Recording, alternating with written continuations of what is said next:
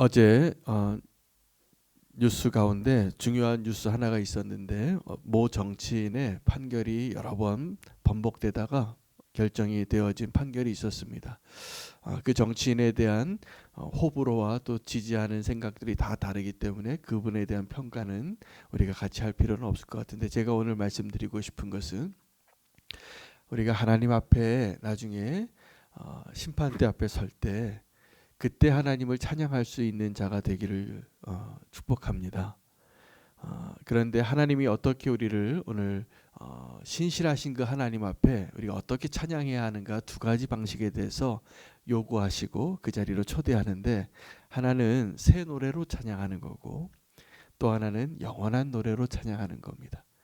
굉장히 다른 것 같죠? 새 노래로 찬양하는 것과 영원한 노래로 찬양하는 것이 다른 것 같지만 사실은 동일한 신실하신 하나님 앞에 찬양하는 우리의 모습에 대한 고백입니다. 여러분, 하나님은 신실하신데 우리가 날마다 새 노래로 찬양해야 합니다. 왜일까요? 하나님께서 우리에게 날마다 새로운 재물을 요구하시기 때문이 아니라 우리가 아직도 발견해야 하나님이 너무나 크시고 우리가 신실하지 않기 때문에 새 노래가 가능합니다. 우리는 날마다 죄에 익숙해져 가고 가만 내버려 두면 죄 짓습니다. 가만 내버려 두면 소망이 없는 자가 됩니다. 하나님이 우리를 건지시고 인도하시지 않으면 인생에 소망이 없습니다. 그 사실을 인정하고 시작하는 것이 우리가 믿음의 길을 가는 것을 의미합니다. 맛집이 있습니다.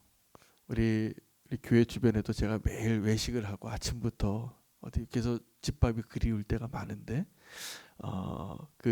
사 먹다 보면은 어느 맛집이 있어요, 우리 동네에. 근데 그 집을 몇 번 가면 감동이 사라집니다. 분명히 그 집의 레시피는 그대로고 그 주인이 바뀌지 않았고 그 음식은 그대로인데 무엇이 변했을까요? 우리의 입맛이 변하는 겁니다. 우리는 신실하신 하나님 앞에 우리가 새 노래로 찬양할 수밖에 없는 자가 되는 것은 우리가 변질되기 때문입니다. 영원하지 않고 또 우리는 마치 금방 시들어버리는 꽃처럼, 시들어버리는 과일처럼 우리의 감정이라는 것이, 우리의 입맛이라는 것이 영원하지 않습니다. 여러분, 우리가 다 다양한 연령대 오늘 계시지만 사랑해 보셨잖아요. 정말 뜨겁게 사랑하던 때가 있었습니다. 다. 그래서 하루라도 못 보면 잠을 못 이루고 그렇게 가슴 설레고, 그런데 그렇게 사랑해서 결혼했는데 살다 보면 너무 익숙해져 가지고 이제 화장도 안 하고 그냥 편한 모습으로 이렇게 사는 거죠. 그래서 결혼 1주년 기념일날 가는 식당하고 결혼 2주년 기념일에 가는 식당하고 결혼 3주년, 5주년, 10주년 가는 식당이 점점 질이 떨어지더라고요. 결혼하고 너무나 막 이렇게 허니문에 있을 때는 결혼 1주년 됐다고 호텔 레스토랑 가서 이렇게 다 먹고 분위기 내고 그러다가 결혼 한 10주년 되고 10주년은 또 숫자가 의미가 있어서 좋은 데 갈지도 모르지만 우리 대부분 어떻게 되냐면 익숙해지고 편안해지는 거죠. 근데 우리가 하나님 앞에도 그런 것 같습니다. 우리가 하나님이 너무나 익숙해지는 거예요. 똑같은 성경을 읽고 똑같은 예배 자리에 나오고 똑같은 은혜를 경험할 때 이제 감동이 사라지는 거예요. 그래서 이 새 노래로 찬양하라는 하나님이 요구하시는 것이 아니라 이 시편 기자가 우리의 연약함, 우리의 죄악된 우리의 입맛처럼 우리의 감정처럼 우리가 하나님을 향하는 우리의 마음이 너무나 익숙해져 가고 편안해져 가고 감동이 사라지고 그 감사가 사라지는 우리에게 요구하는 시편 기자의 명령이에요. 초청이에요. 여러분, 그렇게 되시기를 원합니다. 저도 제 아내와 지금 제 첫째 아이의 나이만큼 같이 살았거든요. 같이 살았는데 제가 오늘 이 말씀 준비하면서 우리 부부의 관계를 생각해 보니까 제가 처음에 첫눈에 반해서 그냥 아무것도 안 보이고 그렇게 사랑하던, 뜨겁게 사랑하던 그런 시절이 있었더라고요. 그런데 사실은 지금이 더 좋아요. 지금이 더 사랑의 의미를 더 발견하고 더 성숙한 사랑을 제가 이제 조금 배워가는 것 같아요. 그때는 뜨겁게 사랑했지만 나 중심적인 사랑이에요. 내 눈에 보기 좋고 내 감정이 좋아서. 근데 그 사랑이 점점 하나님과의 사랑이 동일합니다. 우리가 하나님과의 교제와 하나님과의 신앙의 경륜이 깊어질수록 여러분 처음에 예수님 만났을 때 감격 있으시잖아요. 그렇죠? 그때 세상을 얻은 것과 같고 내가 이렇게 구원을 받았구나. 내 죄가 이렇게 해결이 됐구나. 그렇게 해서 막 춤추고 이 세상을 다 얻은 것 같지만 세상이 달라 보이던 그 시절의 그 신앙의 그 기쁨이 사실은 이제는 밋밋한 것 같아도 더 분명해지고 확실해져서 우리의 새 노래가 영원한 노래가 되어야 합니다. 하나님을 찬양하실 수 있는 그러한 믿음의 깊이가 더 깊어지기를 축복합니다. 베드로가 예수님을 그렇게 사랑했습니다. 베드로가 예수님을 부인할 생각이 전혀 없었습니다. 그것이 그의 진심이죠. 그런데 예수님은 그 베드로를 아시는 거예요. 그래서 네가 나를 3번 부인하리라 그렇게 예언하고 베드로는 인정하고 싶지 않고 그러고 싶지도 않았지만 실제로 부인하는 일을 행하게 됩니다. 그리고 예수님을 바라보게 되었고 그리고 그가 그 밤에 부끄러워서 절망해서 도망쳤다가 다시 한번 디베라 바닷가에서 요한의 아들 시몬아 네가 나를 정말 사랑하느냐 라고 그 무너진 자를 다시 품어주실 때 이게 새 노래예요. 우리의 연약함과 우리가 실패하고 우리가 또 포기하고 우리가 부끄러운 모습으로 서 있을지라도 주님의 사랑을 발견할 때 이게 새 노래 아니겠습니까? 그런데 하나님이 바뀌셨냐 하면 예수님이 바뀌셨냐 하면 그렇지 않으세요. 예수님은 언제나 그 자리에 계시는데 내가 굴곡이 있었고 내가 요동을 쳤고 내가 실패했고 내가 좌절했고 새 노래로 하나님을 찬양하라라는 말은 하나님이 우리에게 새 노래를 요구하시는 것이 아니라 너무나 연약해서 너무나 우리가 온전한 사랑을 할 수 없어서 신실하신 하나님 앞에 서기에는 내가 너무나 부끄러워서 고백할 수밖에 없는 노래예요. 새 노래가 우리의 노래입니다. 오늘도 이 자리에 우리가 주님 앞에 그 새 노래로 노래하실 수 있는 은혜를 하나님이 주신 것이라 믿습니다. 새 노래로 주님을 찬양하십시오. 그럼에도 불구하고 나의 연약함에도 불구하고 내 이 부끄러운 모습에도 불구하고 변함없이 나를 사랑하시는 그 하나님 앞에 우리는 새 노래가 되는 거예요. 여러분 우리는 아직 가보지 않은 곳이 많이 있을 겁니다. 사람들이 버킷리스트를 적습니다.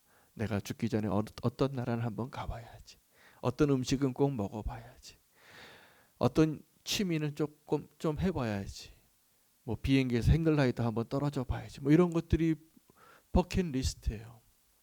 우리가 아직 해보지 않은 것이 너무나 많은 거지요. 그래서 그것이 우리의 소원이 되고 이 땅에서 우리가 행복해지는 것이 우리가 적은 그 버킷리스트를 하나씩 지어가는 것이 행복이 아니라 우리가 여태까지 알지 못했던 그 하나님을 날마다 발견해 나가는 것이 우리의 진정한 행복이에요. 제가 어제는 좀 만남이 많았습니다. 여러 가지 회의도 있고 또 목사님들의 모임도 있고 그러한 우연히 만난 만남도 있고 근데 제가 어저께 제가 해야 할 기본적인 일들이 있습니다. 제가 매일 말씀 묵상하고 준비하고 기도해야 될 시간이 있는데 그 시간을 먼저 하지 못하게 됐어요. 일정상. 그래서 조금 늦게 들어갔습니다. 집에 늦게 들어가고 이제 그 말씀을 준비하고 기도하는 제가 매일에 해야 될 분량이 있기 때문에 그걸 하면서 느꼈어요. 이게 제일 기쁘더라고요. 하나님을 만나고 하나님 안에 거하고 하나님을 발견하는 게. 근데 새 노래로 찬양하라. 우리의 기쁨이 우리가 새로운 좋은 곳에 가고 또 여행을 가고 또 맛있는 것을 먹고 또 멋져 보이는 사람을 좀 만나고 이것이 우리를 기쁘게 하지 않습니다. 신실하신 하나님을 더 깊이 알아가고 나의 연약함과 나의 신실하지 못함에도 불구하고 늘 그 자리에 계시고 변함없이 사랑하시는 그분을 발견하는 것이 새 노래예요. 여러분, 새 노래로 하나님을 찬양하시기를 축복합니다. 오늘 1절에 보면 그것이 성도들의 모임 가운데 성도가 해야 할 노래예요. 1절 한번 보실까요? 할렐루야, 새 노래로 여호와께 노래하며 성도의 모임 가운데에서 찬양할지어다. 성도의 모임들, 성도들이 이 새 노래를 할 수 있는 자예요. 이 교회에서, 우리 예배 가운데. 여러분, 그래서 지금 가보지 않은 곳에서 발견하는 것이 새 노래가 아니라 사실은 더 깊이 이 예배 자리에서 성도의 모임에서 우리가 발견할 수 있는 하나님이 새로운 노래로 고백하는 그 하나님의 모습이 분명히 있을 것이라 저는 믿습니다. 두 번째, 영원한 노래는 어떤 것이냐면 우리가 어려운 때를 지나요. 지금 이 시대도 만만치 않습니다. 오늘 제가 함께 기도하고 싶은 제목 중에 하나가 포괄적인 차별금지법에 대해서 좀 기도하기를 원해요. 세상이 너무나 이제 정말 마지막 때가 가까웠을 정도로 하나님에서 떨어져 있다라는 것이 증명되어지는 일들이, 기도 제목들이 많이 있습니다. 자, 그런데 하나님은 이 악한 세상에서 성도들이 어떠한 모습으로 기도하고 예배하고 서 있기를 원하냐 하면 이 세상이 점점 이게 타락해져 갈 겁니다. 그때 성도는 어떻게 살아야 되냐 하면 더 거룩해질 수 있어야 돼.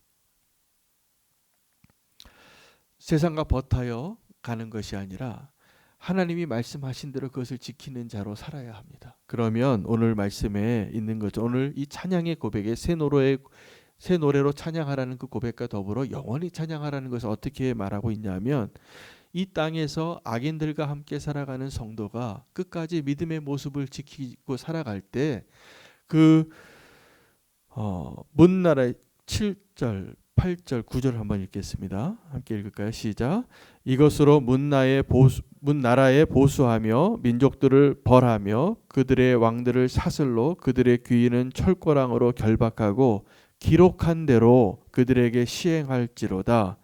이런 영광은 그의 모든 성도에게 있도다. 할렐루야. 자, 하나님께서 이것이 옳다, 이것이 진리다라고 말씀하신 것이 있는데 세상이 악해질 때 그들이 악을 행하다가 나중에 무엇을 하냐면 이것이 진리가 아니다 라고 말하는 거예요. 하나님이 정하신 그것을 인정하고 싶지 않고 더 포괄적이고 더 포용적이고 더 관대하고 더 진보한 것 같지만 하나님의 진리에서 떠나가 있는 것들을 주장할 때가 온 거예요. 지금 그 시대에 우리가 살고 있는 거예요. 근데 하나님 뭐라고 말씀하시냐면 하나님께서 기록한 대로 판결하시겠다는 거예요. 하나님이 말씀하신 대로 나중에 하나님 판단하시겠다는 거예요. 여러분, 우리가 어떤 시대에 살고 있냐면 지금은 이것이 진리입니다라고 말하고 이 길밖에 구원의 길이 없습니다라고 말하면 왕따를 당하는 시대예요. 그렇게 말하는 사람은 촌스러운 사람이고 너무나 편협적인 사람이고 너무나 함께 할 수 없는 사람, 너무나 out of date, 너무나 그 떨어진 사람이에요. 함께 대화할 수 없는 사람으로 인식하는 시대예요. 그러나 그렇지 않습니다. 하나님께서 우리에게 영원한 노래로 찬양하게 하신 그 고백은 여기에 있는 거예요. 하나님이 말씀하신 대로 진리대로 끝까지 지킬 수 있는 자를 나중에 보존하시고 그 승리의 기쁨을 누리게 하실 거라는 거예요. 여러분, 하나님 말씀하신 대로 우리가 끝까지 이 변하는 세상, 급변하는 세상, 어떤 절대적인 진리가 없고 다 상대적인 진리를 이야기하고 그 가운데 혼돈하고 길을 잃고 자기 소견에 오른 대로 살아가고 있는 이 시대에 하나님의 말씀 앞에 진리대로 서실 수 있는 저와 여러분 되기를 축복합니다. 이게 영원한 노래예요. 그리고 마지막 하나님의 심판 앞에서 우리가 내가 하나님의 말씀대로 살아왔고 그렇게 버텨왔고 지켜왔고 믿음대로 살아왔다는 것을 하나님이 인정해 주실 그 날을 소망하십시오. 그래서 성도가 이 땅에서 살 때 요즘은 보면 다 도덕적인 기준이나 진리의 기준이 다 무너져 있기 때문에 우리가 하나님이 말씀하신 대로만 살려고 하면 조금 고달파질 겁니다. 힘들어질 겁니다. 분명히 좁은 길이 될 겁니다. 그러나 꼭 그렇게 사실 수 있기를 원합니다. 그리고 하나님이 도우실 거예요. 우리가 말씀으로 하나님께서 우리가 말씀대로 살고자 결단하면 또 성도들을 도우신다고 하셨습니다. 우리를 보존하시고 인도하시는 분도 하나님이세요. 그리고 그것이 우리가 불러야 할, 부르게 될 영원한 노래가 될 것입니다. 마지막 때는 우리가 이 세상에 타협하지 아니하고 이 세상의 기류대로, 이 세상의 파도대로 가지 아니하고 성령의 파도대로 살아야 하는 거예요. 성령님께서 우리를 그렇게 인도하시고 계심을 저는 확신합니다. 그래서 오늘 이 찬양에, 오늘 시편 149편의 찬양은 두 가지 노래를 우리에게 가르쳐 주시는 거예요. 새 노래로 찬양하고 영원한 노래로 찬양하라. 이 두 가지의 노래는 다른 것 같지만 동일한 노래예요. 신실하신 하나님을 찬양하는 거예요. 근데 우리는 너무나 신실하지 못하고 이 세상은 너무나 악하기 때문에 오늘 이 노래가 하나님을 기쁘시게 하는 노래입니다. 여러분, 우리가 하나님을 찬양할 때 오늘도 함께 할렐루야로 시작해서 할렐루야로 끝나는 시편 묵상했습니다. 하나님을 찬양할 때 하나님은 우리의 찬양의 노래를 받으시는 것이 아니라 하나님을 찬양하는 우리를 기뻐하세요. 우리가 하나님을 찬양할 때, 하나님을 기뻐할 때, 하나님을 노래할 때 그 노래는 사실은 우리의 기쁨이에요. 그 하나님 우리가 알고 있으니까, 그 하나님 우리와 함께 하시니까, 그 하나님이 끝까지 나를 인도하실 것을 믿으니까 그 찬양의 노래는 하나님을 기쁘시게 하는 것이 아니라 우리를 기쁘게 하는 것이 되어야 돼요. 이 어두운 세상에 이 연약한 존재로 살아갈 때 그런 하나님을 노래하는 것이 나의 기쁨이에요. 그래서 그 기쁨으로 춤추라는 거예요. 소고를 가지고 노래하라는 거예요. 그 기쁨이 충만한 모습이 보이지 않습니까? 다윗이 그렇게 춤췄거든요. 여러분, 다윗의 춤추는 모습이 공감되는 것이 축복입니다. 우리는 그 다윗의 춤추는 모습을 보면서 미갈처럼 창밖에서 바라봅니다. 왕이 왜 저래? 그 기쁨을 이해하지 못하는 거예요. 우리가 하나님을 기뻐하는 자로 미갈이 되지 마시고 춤추는 다윗이 되기를 축복합니다. 오늘 그것이 우리가 찬양하는 모습이 되어야 해요. 하나님이 기뻐하시는 것은 우리의 립 서비스가 아니에요.